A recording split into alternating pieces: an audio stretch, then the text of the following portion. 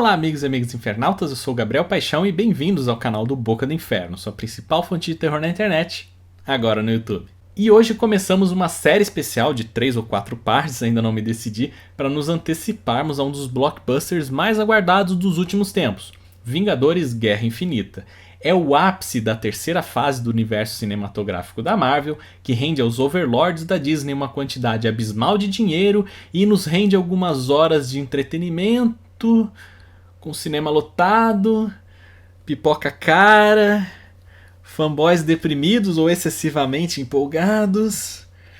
Mas não estamos aqui para falar disso, certo? Nas próximas semanas vamos cavucar nos confins mais estranhos e baratos para encontrar alguns dos filmes de super-herói mais cabulosos do multiverso. Alguns originais, outras cópias descaradas. E já vamos soltar um petardo licenciado pela Marvel e produzido pelo lendário produtor israelense coproprietário da Cannon Filmes, Menahem Golan, em Capitão América de 1990. Where'd you get your guinea pig? Happens to be the best damn candidate out of 600 volunteers. A secret experiment gave one man the strength of 100. For the rest of the world, he's just codenamed Captain America. And the power to save millions. The Jerrys have an experimental rocket ready to fire at a target somewhere in the United States. Only he could defeat a superhuman madman. They got a fella called the Red Skull heading up their outfit.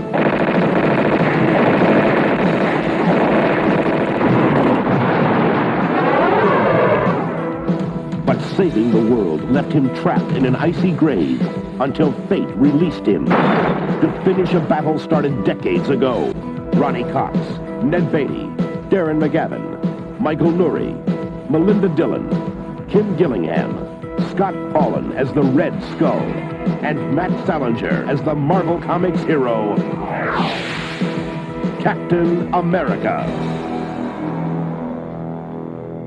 Na realidade, o filme não abre com a esperada história de como Steve Rogers se torna o Capitão América, mas anos antes, em uma vila italiana onde uma família tem sua casa invadida por simpatizantes do regime fascista. E todos são metralhados, menos um garotinho que na cena seguinte é levado a um laboratório secreto onde estão fazendo clones do rato macaco da Sumatra.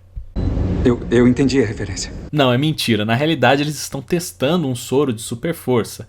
Mas quando a doutora responsável pelo experimento percebe que a próxima cobaia será o menino, ela tenta e consegue fugir janela fora. E os demais prosseguem com a injeção, que perceptivelmente esta será a origem do vilão Caveira Vermelha. 7 anos se passam e agora sim temos o primeiro relance de Steve Rogers, que é acometido por poliomielite na infância, caminha com dificuldade e está prestes a se alistar voluntariamente para um experimento governamental ultra secreto com a mesma médica do soro italiano, porém agora do lado dos mocinhos, e com o aprimoramento da técnica. Toda a sua família faz uma festa de despedida e sua namorada excessivamente melodramática lhe dá o que poderia ser o seu último abraço.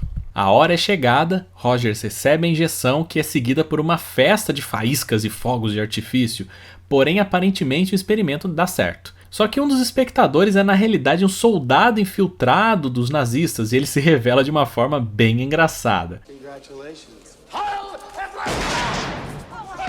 Só não me pergunte por que ele esperou até a conclusão do experimento para balear mortalmente a médica. O traidor é abatido, Rogers leva uns pipocos também, porém se recupera rapidamente em um hospital e sem qualquer montagem de treinamento, informação sobre o escudo ou sobre o uniforme, já colocam o homem no avião para a Alemanha no meio da Segunda Guerra Mundial. Ele invade o QG do Caveira Vermelha, mas para Caveira Fluorescente.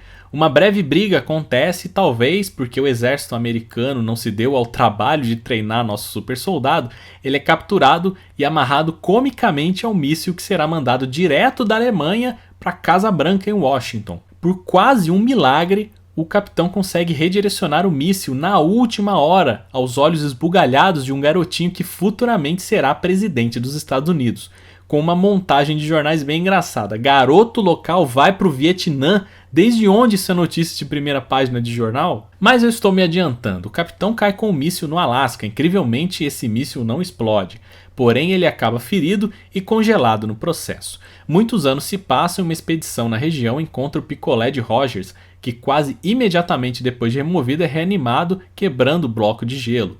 Quase imediatamente depois também, vemos Rogers correndo de uniforme pelo meio da mata, sendo perseguido por motoqueiras capangas comandadas pela filha do Caveira Vermelha, que saíram de Roma exclusivamente para matar o Capitão América. Apesar de não ter qualquer GPS ou pista, os nazistas chegam a ele primeiro, mas acaba resgatado por Sam Kolavets, interpretado por Ned Beatty, um jornalista amigo de infância do atual presidente dos Estados Unidos. Sam tenta explicar o que aconteceu nos anos em que Steve estava congelado, porém desconfiado, o nosso herói rouba o carro de fuga e deixa o jornalista no meio-fio à mercê das capangas, seguindo do jeito que consegue para sua antiga residência na Califórnia. Ele chega e percebe que tudo mudou, inclusive sua antiga namorada agora está bem velhinha, casou e tem uma filha que incidentalmente tem uma idade compatível para ser seu par romântico, sacou? E que as histórias de Sam não são tão loucas como lhe pareceu a princípio. Mas um ponto de virada na vida do herói coloca seu mundo de ponta cabeça. O Caveira Vermelha, que está mais agora para Caveira Rosada, o Frankenstein carcamano, ordena um ataque à casa da senhora e mais tarde sequestra o próprio presidente dos Estados Unidos, levando para seu castelo de vilão na Itália. Cabe a Steve Rogers e sua companheira nova, em busca de vingança, evitar o cataclisma pelas mãos do vilão, o Caveira Vermelha. Essa não é a primeira vez que o Capitão América foi representado nas telas. Ele já foi serializado para os cinemas nos anos 40 e 2 filmes para televisão foram feitos, ambos de 1979, com Reby Brown no papel título. Mas seria a primeira vez nos cinemas em um longa-metragem de grande circulação, portanto a expectativa, apesar de pequena, era considerável. Dirigido por um grande conhecido dos fãs de cinema B da era do videocassete, Albert Pyun, que rodou grandes clássicos, por assim dizer, como Cyborg com Jean-Claude Van Damme e A Espada e os Bárbaros de 1982, Pyun foi pego no redemoinho da correria típica em produtora sem dinheiro para não perder os direitos do personagem. Na realidade, os direitos eram da Canon desde 1984 e o filme seria dirigido por Michael Winner, de Desejo de Matar. Porém, como era típico da Canon, propagandas foram feitas para colocar doce na boca das crianças, mas o filme não saiu do papel. Em 1987, o roteiro foi reescrito por Stephen Tolkien, e quando Golan deixou a Canon em 1989, que em apuros financeiros foi comprada pelo investidor italiano Giancarlo Paretti para tomar conta da recém-comprada distribuidora 21st Century Film Corporation, também de propriedade de Paretti, levou consigo também os direitos de Capitão América para fazer o seu filme. Por volta dessa época, Pyun, que estava para sair da Canon, foi convidado a fazer o filme num tiro de 100 metros, porque se o filme não rendesse o suficiente, a companhia não teria verba para pagar a prestação contratual dos direitos, que voltariam para a Marvel junto com a licença do Homem-Aranha. Sim, a Canon tinha os direitos do Homem-Aranha para fazer filmes, mas infelizmente, ou felizmente, dependendo do ângulo, esse filme jamais foi realizado também. Ao diretor, que era muito fã do Capitão América, foi oferecido o roteiro de Tolkien, que considerava muito bom por colocar o foco no personagem. E foi prometido um bom dinheiro, um orçamento de 6 milhões de dólares, o que daria uns 12 milhões corrigidos pela inflação.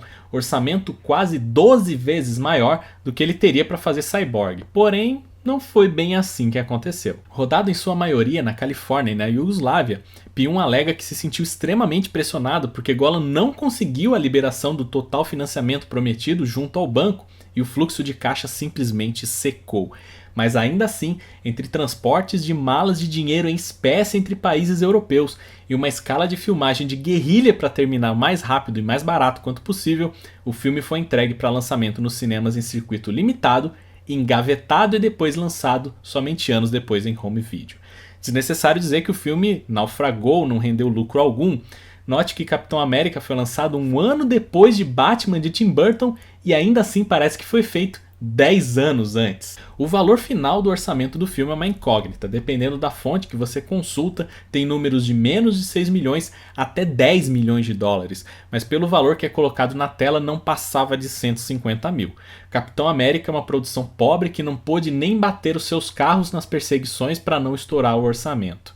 A decisão de transformar o Caveira Vermelha de oficial nazista aterrorizante com mania de grandeza para um mafioso italiano saindo de Dick Tracy foi uma das mais ridículas que poderiam ter sido tomadas. A cronologia do filme não faz muito sentido, as coincidências de roteiro são grandes demais para serem ignoradas e quase todos os personagens secundários, em especial os dos mais conhecidos do elenco, Ned Beatty e Ronny Cox, são muito desperdiçados e seu desenvolvimento bem raso e desinteressante. Falando nisso, o próprio Capitão América é um dos menos super-heróicos personagens das adaptações de quadrinhos, já que ele engana pessoas, foge da batalha algumas vezes e digamos que para um super soldado ele não sabe lutar ou se defender muito bem.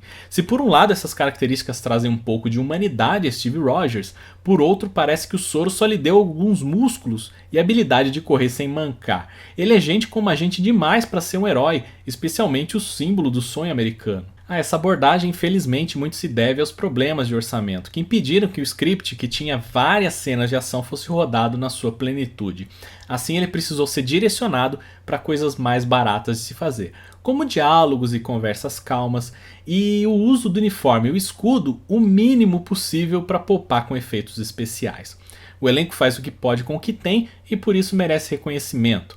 Matt Salinger no papel principal não é o melhor ator, já que foi escolhido pela sua semelhança física com o material fonte. E o uniforme, apesar de bastante fiel com os quadrinhos, tem problemas visíveis com as orelhas que não são a do ator, mas feitas de borracha, e o recorte dos olhos que bem vejam por si mesmos. Entre cenas apressadas com informações jogadas sem qualquer contexto, decisões questionáveis de trilha sonora e todas essas grandes questões de ordem financeira, mesmo assim é louvável que essa produção sequer tenha ganhado a luz do dia.